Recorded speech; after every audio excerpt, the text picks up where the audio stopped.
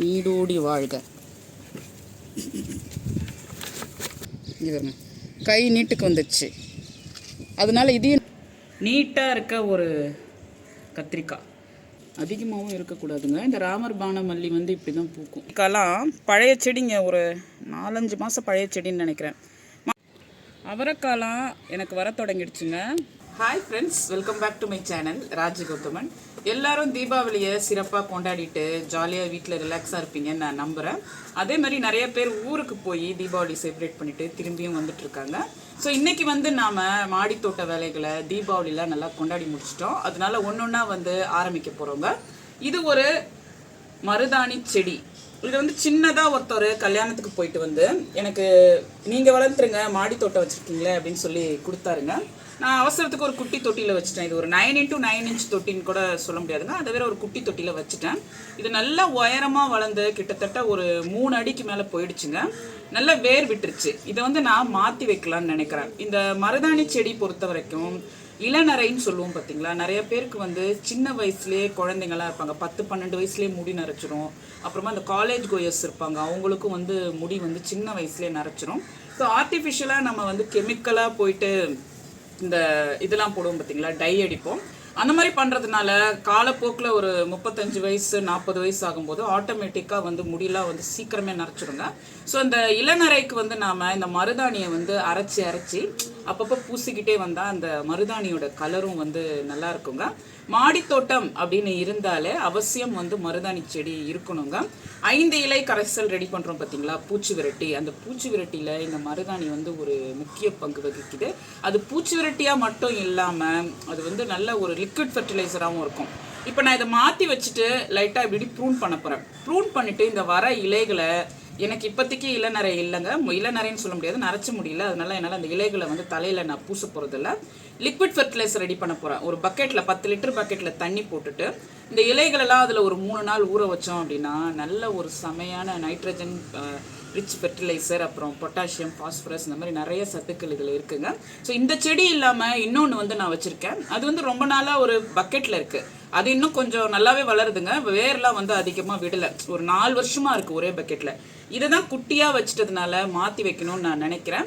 So மாடி தோட்டத்தில் நீங்கள் கற்றாழை, கற்பூரவள்ளி, அப்புறம் இந்த மாதிரி துளசி இதெல்லாம் வளர்க்குறதோடு சேர்த்து லக்ஷ்மிகரமான இந்த மருதாணி செடியையும் அவசியம் வளருங்க. இது பாருங்க, அப்படி தலைய வளர்ந்துருக்கு. இதோட இலைகள்லாம் வந்து வெயில் காலம் வந்ததுன்னு வச்சுக்கோங்களேன், குட்டியாக ஆகிடும். ஸோ அது வந்து நம்ம நல்லா ஷேட் நெட் கீழே வச்சுருந்தா சூப்பராக வரும். நல்லா அடிக்கிற வெயிலில் வச்சுக்கிட்டிங்கன்னா இலையெல்லாம் குட்டியாகிடும். இந்த மழைக்காலம் வந்தால் இந்த இலைலாம் வந்து எவ்வளோ பெருசாக நல்லா இருக்குது பாருங்கள். இந்த மாதிரி பெருசாக வந்துடும். ஸோ அதை பார்க்கவே நல்லா அழகாக இருக்கும். இந்த மருதாணியோட இலைகள் வந்து ஒரு மாதிரி நறுமணமாக வந்து பார்க்கவே நல்ல கண்ணுக்கு குளிர்ச்சியாக அழகாக இருக்கும் இந்த செடி பார்க்குறதுக்கு. இதை வந்து நாம் இப்போ மாற்றி வைக்கலாம். வந்து மாடியில் அதிகரிச்சுட்டே வருது. இந்த இரும்பு ஸ்டாண்டெல்லாம் நான் வந்து வச்சு தான் அது மேலே வந்து தொட்டிகள் வச்சுருப்பேன். இதை பற்றி நிறைய பேர் என்கிட்ட கேட்டிருக்காங்க. அமேசானில் தாங்க நான் ஆர்டர் பண்ணி வாங்குவேன். நான் இது எவ்வளோ நாள் வரும்னா ஒரு 3-4 வருஷம் அப்படியே தான் இருக்கும். ரொம்ப வந்து தண்ணி அந்த ஸ்டாண்டில் பட்டுருச்சுன்னா லைட்டாக துருப்பிடிக்கும். அப்போ வந்து நம்ம லைட்டாக பெயிண்ட் அடித்து மட்டும் திருப்பி வச்சுக்கிட்டோம்னா அது அப்படியே இரும்பு தானே, இரும்பு நம்ம பெயிண்ட் அடிக்க துருப்பிடிக்காது. அதனால் அது அப்படியே தான் இருக்கும். இந்த மாதிரி ஒரு ரவுண்டு ஸ்டாண்ட் வந்து 7 ஸ்டாண்ட் 481 ரூபாங்க. டெலிவரி சார்ஜ் கிடையாது, பேக்கிங் சார்ஜும் இல்லை. வெறும் ஸ்டாண்டோட ப்ரைஸு 481 ரூபாய்க்கு நான் வாங்கினேன். தரைகள்லே வந்து நீண்ட நாட்கள் நம்ம தொட்டிகள் அப்படியே விட்டுட்டோம் அப்படின்னா அந்த ஈரப்பதம் வந்து அப்படியே சீலிங்கில் சோறுங்க. ஸோ இது மேலே அப்படி வச்சுட்டோன்னு வச்சுட்டாங்களேன், அது வந்து அப்படியே காத்தோட்டமாக இருக்கும், நம்மளுக்கும் கம்ஃபர்டபுளாக இருக்கும். இப்போ தண்ணி ஊற்றினோம்னா உடனே கொஞ்ச நேரத்தில் வந்து நம்மளுக்கு காஞ்சு போயிடும். எவ்வளோ பெரிய பழமரங்கள் வச்சு தொட்டி கூட இந்த இரும்பு ஸ்டாண்டு தாங்குங்க. ஸோ இது வந்து நீங்கள் அவசியம் ஆன்லைனில் ட்ரை பண்ணி பாருங்கள். நான் இந்த மருதாணி செடியை இந்த பக்கெட்டில் வச்சுட்டு இந்த இரும்பு ஸ்டாண்ட் மேலே தான் வைக்க போகிறேன். வாழை மரம் வந்து மாற்றி வச்சேன் பார்த்தீங்களா, அந்த வாழை மரத்தோட மண்ணை வந்து ஒரு பெரிய பக்கெட்டில் போட்டு ஓப்பன் பிளேஸில் வச்சுருந்தேன். 2-3 நாள் வந்து மழை பெஞ்சுதுங்க. இங்கே நல்லா மழை பெஞ்சுது. அந்த மழையில் வந்து அந்த மண் நனைஞ்சிட்டே இருந்துச்சு. இது வெறும் இலை மட்டும்தான் நம்ம யூஸ் பண்ணுவோங்க. அதனால இதுக்கு அவ்வளோவா உரங்கள் வந்து நான் சேர்க்கலை. வெறும் அந்த வாழை மரத்தை எடுத்த மண்ணும், இன்னொன்று வந்து ஒரு ரோஜா செடிங்க காஞ்சி போச்சு. ஒருத்தவங்க சொன்னாங்க, நான் நிறைய ரோஜா செடி வளர்த்துட்டு இருந்தேன், அது காஞ்சி போச்சு, அதனால அதை வளர்க்குறதே நான் வந்து விட்டுட்டேன் அப்படின்னு சொன்னாங்க. இப்போது ரோஜா செடியை மட்டும் நம்ம ஏன் ஸ்பெஷலாக பார்க்குறோம் அப்படின்னு எனக்கு தெரியல. இந்த செடிகளே வந்து நம்ம வளர்க்குறோம்னு வச்சுக்கோங்களேன், ஏதாவது ஒன்று காஞ்சு போச்சுன்னா, இப்போ காய்கறி செடிகளே எடுத்துக்கோங்களேன், ஒரு 6 மாதம் வெண்டைக்காய் அறுவடை பண்ணுறோம், 6வது மாதம் வெண்டைக்காய் செடி காஞ்சு போச்சுன்னா அடுத்தது நம்ம விதை வைக்கிறோம். எல்லா காய்கறி செடிகளுமே அப்படித்தாங்க. அதே மாதிரியே நம்ம இந்த பூச்செடிகளையும் மாடி தோட்டம் பொறுத்த வரைக்கும் சொல்கிறேன், நம்ம ட்ரீட் பண்ணலாம். இப்போ ஒரு வருஷத்துக்கு நம்மளுக்கு நல்லா ரோஜா போது கொடுத்துட்டே இருக்கு. அதுக்கப்புறமா அது காஞ்சிருது அப்படின்னா நம்ம 50 ரூபாய்க்கு தான் அதை வாங்கியிருப்போம் அந்த செடியை. ஸோ விதைகளும் நம்ம ஒரு 30 ரூபா அப்படின்னு தான் வாங்குறோம். ஒரு 5 விதை 6 விதை கொடுப்பாங்க அந்த மாதிரி. ஸோ நம்ம அடுத்த செடியை வந்து வச்சுட்டு அதுலேருந்து பூக்கள் பறிக்க பார்க்கலாங்க. ஒரே ரோஜா செடியை 5-6 வருஷம் எடுத்துகிட்டு போய் நம்ம வளர்க்கணும் அப்படின்னு அவசியம் கிடையாது. இருக்கிற ரோஜா செடிக்கு நல்ல உரங்கள் கொடுத்துட்டு வாங்க. அது ஒரு வருஷம் தான் உங்களுக்கு பூ கொடுத்தது, திடீர்னு வாடி போயிடுச்சுன்னா அடுத்த ரோஜா செடி நம்ம வாங்கிடலாங்க.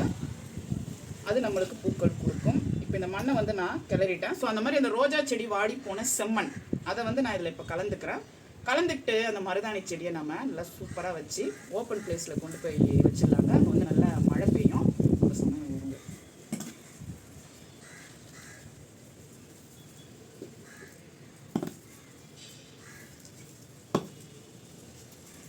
கலந்துருக்குல்ல இது வந்து இப்படி உடஞ்சிட்டு வருதுங்க. இது வேற இதில் பிரச்சனை. இப்போ இங்கே பாருங்களேன், இப்போ இது தட்டி பார்த்தா வருமானம் கஷ்டம்தான். இப்படி உடச்சே எடுக்கலாம்னு நான் நினைக்கிறேன்.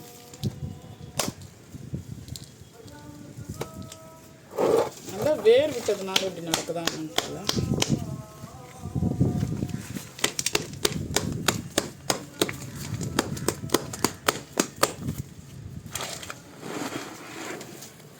உடைக்கவே தேவையில்ல போல இருக்கு, அந்த அளவுக்கு வேர் விட்டுருச்சு. இப்போ நம்ம வைக்கும்போது மட்டும் வேரை கட் பண்ணிடலாங்க, அப்படியே தூக்கி வைக்க வேணாம். மண்ணை கொஞ்சம் உதிர்த்துட்டு வேரை கட் பண்ணிட்டு வைக்கலாம். படுக்க வைக்கிறேன். இது பாருங்க எப்படி இருக்குன்னு. இந்த மாதிரி இருந்தாலே இது போச்சு, வேஸ்ட்டு தான். அடியில் வேற பாருங்கள், இந்த மாதிரி ஓட்டையாகிட்டு ஊற்றுற தண்ணிலாம் வெளியவே போயிட்டுருக்கு. அதனால இந்த மருதாணி செடிக்கு வந்து பெரிய பிரச்சனை. ஸோ அதனால தான் வந்து நான் எடுக்கிறேன். இது நல்லா இறுகி போயிருக்கு பாருங்கள். ஸோ தண்ணி வந்து ஒவ்வொரு தடவையும் ஊற்றும் போது என்ன பண்ணுது, இந்த தொட்டியை விட்டு விட்டு வெளியே போயிட்டே இருக்குது. சரி, இந்த செடியை வந்து நம்ம காப்பாற்றி ஆகணும் அப்படின்னு தான் இந்த மாதிரி. இப்போ வேரை நல்லா கட் பண்ணிட்டு வச்சாலே இது சூப்பராக வருங்க.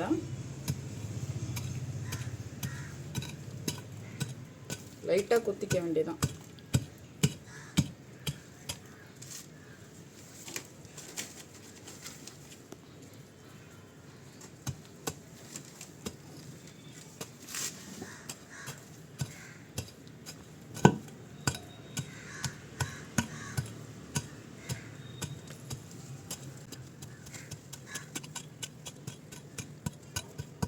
இதுதான் அவங்க இந்த கல்யாணத்தில் வந்து நர்சரியில் கொடுத்துப்பாங்க பார்த்தீங்களா, அந்த இறுகின மண் ஃபஸ்ட்டு கொடுத்துப்பாங்க பார்த்தீங்களா, அந்த மண் நல்லா கட்டி ஆயிருக்கு.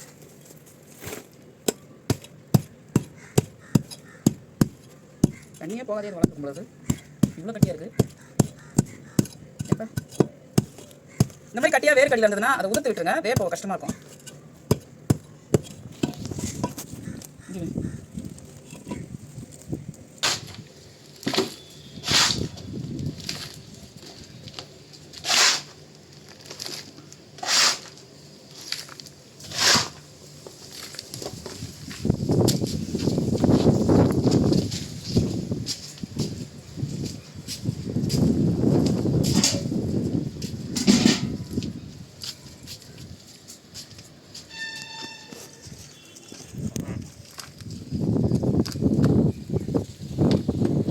வெளியே கொண்டு வந்துடணும்.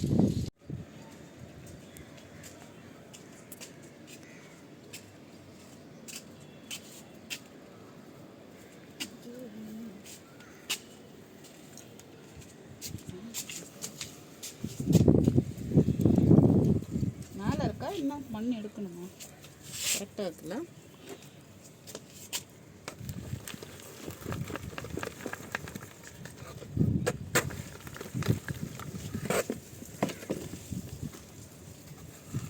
நீடூடி வாழ்க.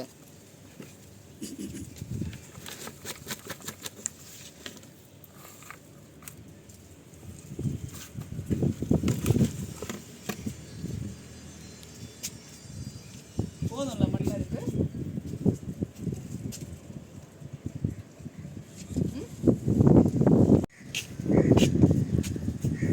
மார்ச் ஏப்ரல்னா பூச்சி தாக்கும்.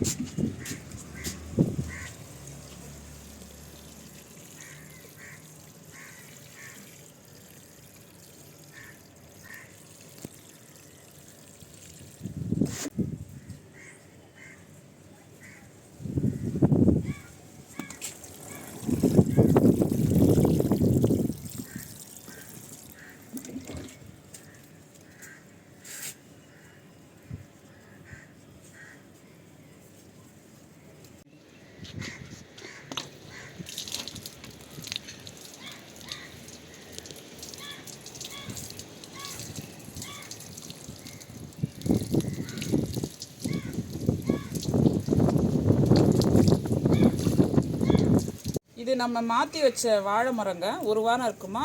இது செட்டில் ஆகிட்டு இதிலேருந்து புதிய இலை வருது பாருங்கள். இங்கே பாருங்கள், செமையாக வருது. ஸோ வாழை கொலை வரும்னு நம்ம நம்புவோம். லீலாவதி கார்டன் ஒருத்தவங்க சப்ஸ்கிரைபருங்க, அவங்க மட்டும் சொன்னாங்க வேறு கட் பண்ணி வச்சுருக்கலாமே சிஸ்டர் அப்படின்னு சொன்னாங்க. எனக்கு வாழை மரம் வேறு வந்து கட் பண்ணால் எப்படின்னு தெரிலங்க, அதனால நான் அப்படியே வச்சுட்டேன். ஆனால் இப்போ வேர் கட் பண்ணி வச்சுருந்தா இன்னும் நிறையா ஸ்பேஸ் கிடச்சிருந்துருக்கும். ஆனால் இது வருது இலை நல்லா. ஸோ வந்து இது செமையாக வருது.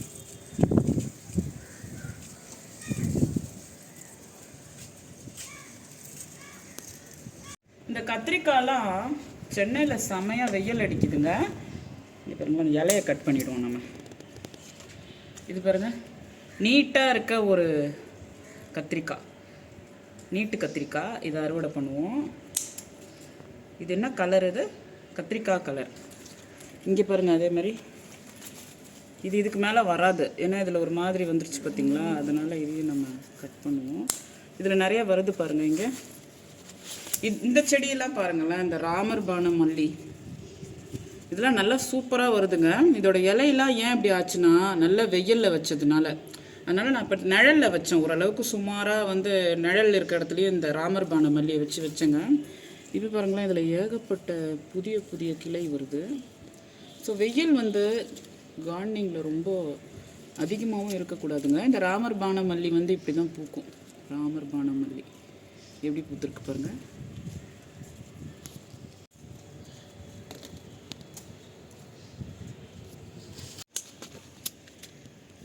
இதே கலருக்கு இது வந்து குண்டு குண்டாக இருக்குது. சின்னதுலேயே கட் பண்ணுறேன்னு நினைக்காதீங்க, இது இதுக்கு மேலே பெருசாக வராது.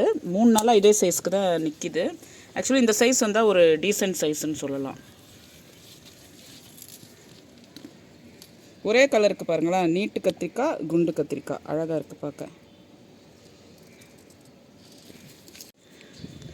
சிகப்பு நீட்டு காராமணிலேயே லாங்குங்க, விதைக்கு விட்டுருந்தோம். இங்கே பாருங்கள், நல்லா காஞ்சி போயிருக்கு. இது கொஞ்சம் சின்னதாக இருக்குது. இது பாருங்களேன், இங்கே பாருங்க, கை நீட்டுக்கு வந்துடுச்சு. அதனால இதையும் நான் விதைக்கு விட்டுருக்கேன். இவ்வளோ நீட்டு வந்துச்சு பாருங்கள், கை நீட்டுக்கு. அதனால இது எல்லாமே விதைக்கு தான். இதை கையோடு நான் வந்து விதைச்சிட்டு போயிடுவாங்க இப்போது, ஏன்னா இது நிறையா அறுவடை எடுக்கலாம்னு ஆசையாக இருக்குது. முருங்கைக்காய் இதையும் கட் பண்ணிடலாம், இதுக்கு மேலே இது முட்டாது. நவம்பர், டிசம்பர், ஜான்வரி, பிப்ரவரி வந்துட்டாலே ஒரே அறுவடை தான். அறுவடை பார்க்குறவங்களுக்கே ஆசையாக இருக்கும். அவ்வளோ காய்கள் வந்து அறுவடை வந்துகிட்டே இருக்கும். இங்கே ஒன்று இருக்கு, இது விழுந்துச்சு போல். இதை விழுந்துச்சா முருங்கைக்காய்? இங்கே பாருங்கள், முருங்கைக்காய் அறுவடை பண்ணியிருக்கோம். காராமணி, பச்சை காராமணி.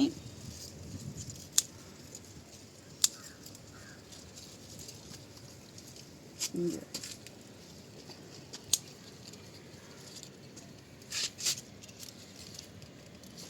மேலெல்லாம் உள்ளுக்குள்ளே எங்கேயாவது தொங்கும். அந்த பக்கம்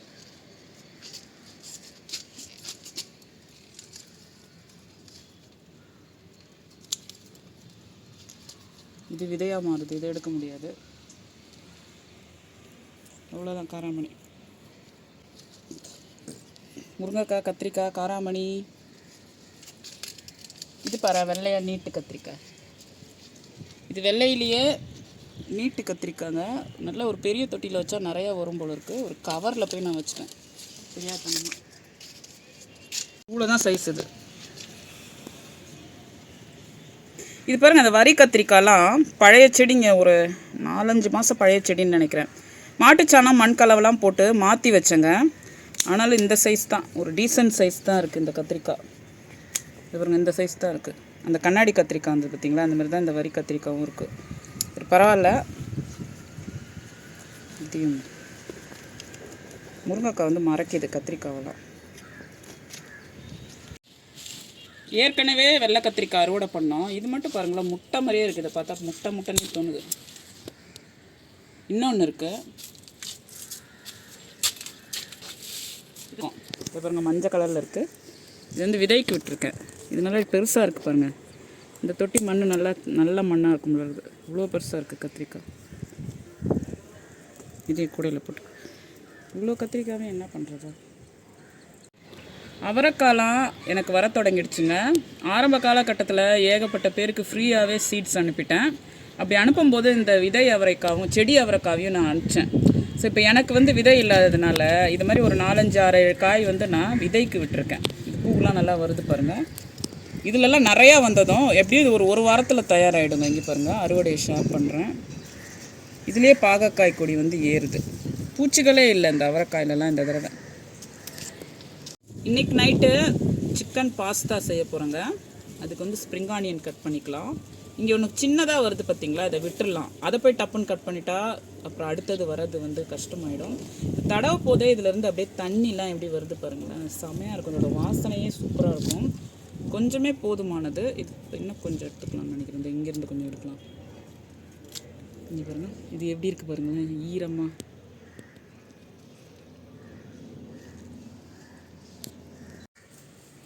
இன்றைக்கி வந்து அறுவடையில் நாம் கண்ணாடி கத்திரிக்காவே நீட்டாக இருக்குது, குண்டாக இருக்குது, அந்த மாதிரி அறுவடை பண்ணவங்க. அதே மாதிரி வெள்ளை கத்திரிக்காய், அப்புறமா வரி கத்திரிக்காய், இந்த மாதிரி விதவிதமாக வந்து நாம் அறுவடை பண்ணணும். அப்புறம் முருங்கைக்காய்கள், காராமணி, இதையும் நம்ம வச்சுக்கலாம்.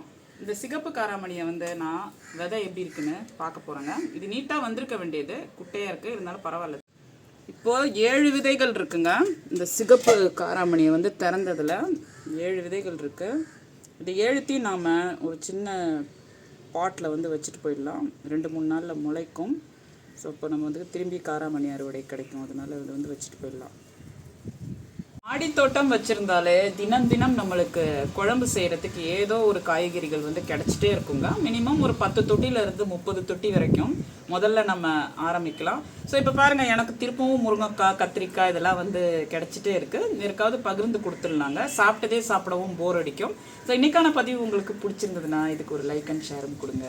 மறக்காமல் மாடித்தோட்டம் பற்றி மேலும் நிறைய வீடியோஸ் பார்க்க என்னோடய சேனலை சப்ஸ்கிரைப் பண்ணிக்கோங்க.